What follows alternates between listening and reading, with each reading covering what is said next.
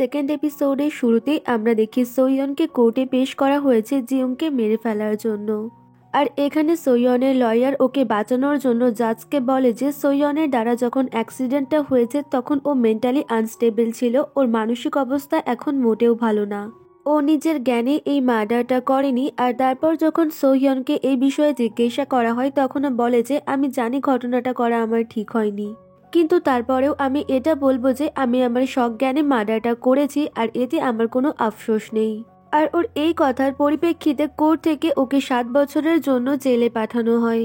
দেন ওকে যখন জেলে নিয়ে যাওয়া হচ্ছিল তখন অনেকে ওর সাপোর্টে প্রোটেস্ট করছিল, কারণ ও একজন ফেমাস রাইটার ছিল। আর এখানে সুহো ওকে বলতে লাগে যে তুমি বেশি চিন্তা করো না, আমি ঠিক তোমাকে জেল থেকে বের করে আনবো। আর ওর এই কথায় সোয়ন ওকে বলে আই এম সরি, আর তারপরেই ওকে এখান থেকে নিয়ে চলে যাওয়া হয়। পরের দৃশ্যে আমরা দেখি সোকে ওর ওয়াইফ সোয়নের কেসের ব্যাপারে ব্রডকাস্টিং করতে হচ্ছে। আর এখানে সো লাইভ ব্রডকাস্টিং এ নিজের ব্যক্তিগত মতামত বলতে লাগে যে সোয়ন একজন মা আর ও নিজের ছেলের খুনির মার্ডার করেছে, এতে আমি খারাপ কিছু দেখতে পাই না। আর ওর এইসব কথা শুনে ওর সিনিয়ররা ওকে আটকায় এবং ব্রডকাস্টিং রুম থেকে ওকে বের করে দেয়। এরপর আমরা দেখি ও অনেক ড্রিঙ্ক করছে আর কান্না করছে, কারণ এই কিছুদিন আগে ও ওর নিজের ছেলেকে হারিয়েছে। আর তারপর আবার আজই নিজের ওয়াইফও জেলে চলে গেছে, আর এইসব কারণে ও অনেক দুঃখী ছিল আর বেশ একাকীও হয়ে গিয়েছিল। এরপর আমরা জেলে দৃশ্য দেখতে পাই, এখানে সোয়নের জন্য ওর ফ্যানি সহ সুহোর অনেক লেটার আসে, কিন্তু ও একটাও পড়ে না। দেন সুহো ওর সঙ্গে দেখা করতে চাইলেও ও সোহর সঙ্গে দেখা করে না, আর এভাবেই অনেকদিন কেটে যায়। আর সুহো প্রায় ওর সঙ্গে দেখা করতে আসতো, কিন্তু ও একবারও সোহর সঙ্গে দেখা করতে যেত না। এরপর একদিন আবারও সুহো ওর সঙ্গে দেখা করতে আসে, আর তখন গার্ড ওকে জানায় যে এবারও সোয়ন আপনার সঙ্গে দেখা করতে চায় না। আর তখন সুহো একটা ডকুমেন্ট গার্ডকে দেয় আর বলে আপনি এটা সোয়নকে দিয়ে দেবেন। দেন সোয়ন যখন সুহোর ডকুমেন্টটা হাতে পায় আর দেখে সেখানে লেখা রয়েছে আমি জানি তোমার পক্ষে এখন আমার সাথে দেখা করা অসম্ভব, কিন্তু তুমি চিন্তা করো না, আমি যেভাবেই হোক জেল থেকে তোমাকে বের করব। পরের দৃশ্যে আমরা দেখি সুহো সোয়নকে জেল থেকে বের করার জন্য এই কেস নিয়ে সবকিছুর তদন্ত করছে। আর এখানে ও জানতে পারে যে যেদিন জিউং এর দ্বারা ওর ছেলের কার অ্যাক্সিডেন্ট হয়েছিল সেদিন জিউং অনেক বেশি ড্রিঙ্ক করে গাড়ি চালাচ্ছিল। আর সেদিন ও যেই হোটেল থেকে ড্রিঙ্ক করেছিল সেখানকার একজন ওয়েটারের থেকে ও সেই দিনের সিসিটিভি ফুটেজও কিনে নেয়। আর দেখতে পায় যে সেদিন রাতে জিউং এর সাথে কিম জুনও উপস্থিত ছিল। এরপর আমরা দেখি সোয়ন জেলে কাজ করছে, আর তারপর ও যখন সেলাইয়ের কাজ করছিল তখন ও দেখতে পাই ও যেই টি শার্টটা সেলাই করছে সেখানে যে প্রিন্টার রয়েছে সেই একই রকম সেম প্রিন্ট ওর ছেলে গুনবো টি শার্টেও ছিল। ফলে ও এবার ওর ছেলের কথা ভাবতে লাগে আর অনেক ইমোশনাল হয়ে যায়। আর তারপর ও অন্যমনস্ক হয়ে নিজের হাতেই সেলাই করতে লাগে। ফলে চারপাশে রক্তারক্তি কাণ্ডের সৃষ্টি হয় আর এই নিয়ে চেঁচামেচি শুরু হয়ে যায়। আর তারপর ইমিডিয়েটলি ওকে হসপিটালে নিয়ে যাওয়া হয়। আর সিওনুলও এইসব কিছু দেখতে পায়, কারণ ও তখন সেখানেই উপস্থিত ছিল।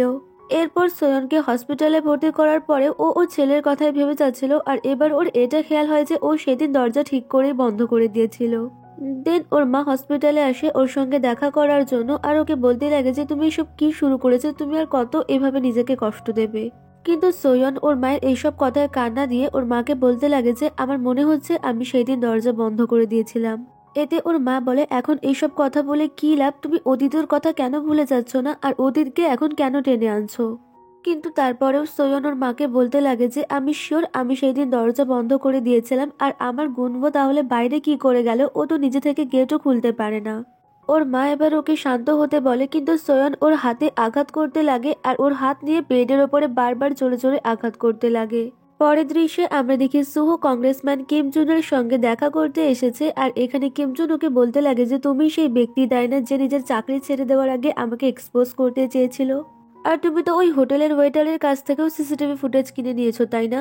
সুহো ওর এসব কথার কোনো উত্তর দেয় না, আর ওকে সোজা এটা জিজ্ঞাসা করে যে আমার ছেলের মৃত্যু ঘটিয়েছে তার খুব কাছের মানুষ আপনি তাই না, আর আমার ছেলের যেদিন অ্যাক্সিডেন্ট হয়েছিল সেদিন আপনারা দুজনেই অনেক বেশি ড্রিঙ্ক করেছিলেন। আর তখন কিমজুন ওকে বলতে লাগে যে তুমি এসব কি বলছো, এরকম কিছুই হয়েছিল না। আর তখন সুহো ওকে বলতে লাগে ও যদি সম্পূর্ণ ইনোসেন্টই ছিল তাহলে আপনি আপনার পাওয়ার কেন ইউজ করলেন ওকে বাঁচানোর জন্য। এতে কিমজুন বলে তোমার কাছে কি কোনো প্রমাণ আছে নাকি। এর উত্তরে সুহো বলে সেই প্রমাণ তো আমি খুঁজে ঠিকই বের করব, আর আমি আপনাকে এক্সপোজ করেই ছাড়বো। এতে কিমচুন বলে তোমার কি একটুও ভয় নেই নাকি? এর উত্তরে সুহো ওকে বলে না আমার একটুও ভয় নেই, কারণ আমার লাইফে হারানোর মতো আর কিছুই নেই। আর আমি আমার ওয়াইফ আর আমার মৃত ছেলের জন্য আপনাকে এক্সপোজ করেই ছাড়বো। আর আমি এটাও জানি যে আপনি সবকিছু কভার আপ করার চেষ্টা করবেন, কারণ আপনার লাইফে হারানোর অনেক কিছু রয়েছে। সো আপনি এবার অপেক্ষা করুন আর দেখতে থাকুন আমি কি করি। ইতিমধ্যেই একজন স্টাফ এসে সোকে একটা ফটো দেখায়, আর তখন কংগ্রেসম্যান কিমজন ওকে বলতে লাগে যে এরপরেও কি তুমি বলবে তোমার লাইফে হারানোর মতো কিছুই নেই। অ্যাকচুয়ালি এই ফটোতে সুহো দেখতে পাই সেই দিন সোয়ন বাড়ির গেট ঠিক করে বন্ধই করেছিল না। কিমজন ওকে বলতে লাগে তোমার ওয়াইফ যখন এই ফটোটা দেখবে তখন ও নিজেকে ক্ষমা করতে পারবে, তো এবার তুমিই ভালো করে জানবে যে কিভাবে তুমি তোমার ওয়াইফকে রক্ষা করবে। এরপর আমরা জেলের দৃশ্য দেখতে পাই। এখানে সমস্ত কয়েদিদের কাজ করতে হচ্ছিল, কিন্তু সোয়নের হাতে যেহেতু ব্যান্ডেজ করা ছিল সেই কারণে ও ঠিকমতো কাজ করতে পারছিল না। আর ওর এমন অবস্থা দেখে হিয়ংজা নামের একজন কয়েদি ওর সাহায্য করে ওকে কাজ করার জন্য। আর তারপর থেকেই হিয়ংজা আর সোয়নের সম্পর্ক আস্তে আস্তে বন্ধুত্বে পরিণত হয়। দেন আমরা দেখি সিয়নুল জেলের কিছু বাচ্চাদের গান শেখাচ্ছে, আর এইসব কিছু সোয়ন দেখতে পাই আর কান্না করতে লাগে, কারণ ওর ওর ছেলের কথা মনে পড়ে যাচ্ছিল। পরের দৃশ্যে আমরা দেখি সুহো একা একা বসে রয়েছে, আর ওর টেবিলের ওপরে একটা জবের অ্যাপয়েন্টমেন্টের লেটার রয়েছে, আর এই জবটা পাওয়ার জন্য ওকে অন্য স্টেটে যেতে হবে। এরপর আমরা দেখি সুহোর মা সোয়নের মায়ের সঙ্গে দেখা করতে এসেছে, আর এখানে সোয়নের মা সুহোর মাকে জিজ্ঞাসা করে যে আপনি কেমন আছেন। এর উত্তরে সুহোর মা ওনাকে জানায় যে আমার ছেলেই ভালো নেই, তাহলে আমি কি করে ভালো থাকি। তখন ইউরি বলে ওঠে যে আমরা সুহোকে খাবার দিতেই যাচ্ছিলাম, আর এতে সুহোর মা ওদেরকে বলে ওঠে যে এসবের আর কোনো দরকার নেই, কারণ সুহো এখন বাড়িতে নেই। ও ওর চাকরির জন্য কিছুদিন পরে অন্য স্টেটে চলে যাবে, আর ও সেই সব কিছুরই বন্দোবস্ত করছে এখন। এতে ইউরি বলে তাহলে আমার বোনের কি হবে, আর তখন সুহোর মা ওদেরকে জানায় যে সেটা তোমাদের প্রবলেম, আমার প্রবলেম না। আর আমি আমার ছেলের জীবন এভাবে তোমাদের মেয়ের পেছনে নষ্ট হতে দিতে পারবো না। তাছাড়া সুহো যদি তোমাদের বাড়ির ছেলে হতো তাহলে তোমরা কি এভাবে ওর সাকসেসের সামনে বাধা হয়ে দাঁড়াতে? আর এমনিতেও আপনি একজন এডুকেটেড উইমেন, সো আপনি সবকিছু বুঝতে পারবেন। আর এটা বলে সুহোর মা এখান থেকে চলে যায়। পরের দৃশ্যে আমরা দেখি ইউরি আর সোয়নের মা সোয়নের সঙ্গে দেখা করার জন্য জেলে এসেছে। ইউরি এখানে সোয়নকে বলতে লাগে যে তুমি কি জানো সুহো একটা চাকরি পেয়েছে, আর সেই কারণে ওকে এই স্টেট ছেড়ে অন্য স্টেটে যেতে হবে। এতে সোয়ন বলে এটা তো অনেক ভালো খবর। তখন ইউরি ওকে বলতে লাগে যে তুমি এসব কি বলছো, ও যদি ওই স্টেটে গিয়ে আর কখনো ফিরে না আসে তাহলে তোমার কি হবে। আর এবার যখন সুহো তোমার সঙ্গে দেখা করতে আসবে তখন তুমি ওকে ইগনোর করবে না, বরং তুমি ওকে অন্য স্টেটে যেতে বারণ করবে। পরের দিন সুহো যখন সোয়নের সঙ্গে দেখা করতে আসে তখন সোয়ন রাজি হয়ে যায় ওর সঙ্গে দেখা করার জন্য। সোয়নকে দেখা মাত্রই সুহো অনেক স্যাড হয়ে যায়, আর ওকে জিজ্ঞাসা করতে লাগে যে তুমি ঠিক আছো তো, আর আমি সত্যিই তোমাকে একদিন অনেক বেশি মিস করেছি। সোয়ন আবার বলতে লাগে আমি এতদিন তোমার সঙ্গে দেখা করতে চাইনি, আর তার জন্য I am really very sorry. আর শুনলাম তুমি নাকি আবারও তোমার জবে ফিরে যাচ্ছ, তার জন্য অনেক অনেক কংগ্রাচুলেশন। আর তখন সুহো ওকে বলে দেখো এবার আমি অনেক হার্ডওয়ার্ক করব, আর তুমি যখন এখান থেকে বেরোবে তখন তোমাকে আর কোনো কাজ করতে হবে না। সোয়ান এবার সুহোকে বলতে লাগে তুমি কি আমার জন্য একটা কাজ করে দেবে। এর উত্তরে সুহো বলে বলো আমাকে কি করতে হবে, তোমার জন্য আমি সবকিছু করতে রাজি। আর তখন সোয়ান ওকে বলে তুমি প্লিজ আমার সঙ্গে দেখা করার জন্য আর কখনো এসো না। আর আজকে এই লাস্ট দিন যেদিন আমরা একে অপরের সঙ্গে দেখা করছি, আর এটা আমি নিজের মুখে বলতে চেয়েছিলাম, আর সেই কারণেই আমি আজকে তোমার সঙ্গে দেখা করছি। আর সবকিছুর জন্য আমি খুবই দুঃখিত, আর তোমার সঙ্গে দেখা করতে আমার সত্যিই অনেক কষ্ট হয়। আমি কখনোই তোমার ফিলিংসের কোনো কদর করতে পারিনি। আর তখন সুহো ওকে বলতে লাগে যে তুমি এসব কি বলছো, আমি সবসময় তোমার পাশে থাকতে চাই, আর আমরা একসাথে সবকিছু ঠিক করে নেব। এতে সুয়ন বলে আমি একজন খুনি, আর একজন খুনির সঙ্গে তুমি কিভাবে তোমার ফিউচারের স্বপ্ন দেখতে পারো। তুমি আমাকে একা ছেড়ে দাও আর নিজের লাইফটা নিজের মতো করে কাটাও। এতে সুহো বলে তুমি এসব কি বলছো, তোমাকে ছেড়ে আমি কোথায় যাব। আর তখন সুয়ন ওকে বলতে লাগে যে আমার জীবনে তোমার আর কোনো জায়গা নেই, আর তাছাড়া আমার লাইফে তোমার আর কোনো দরকারও নেই। আর তখন সুহোকে জিজ্ঞাসা করে যে তুমি কি সত্যি নিজের মন থেকে এই সমস্ত কথা আমাকে বলছো।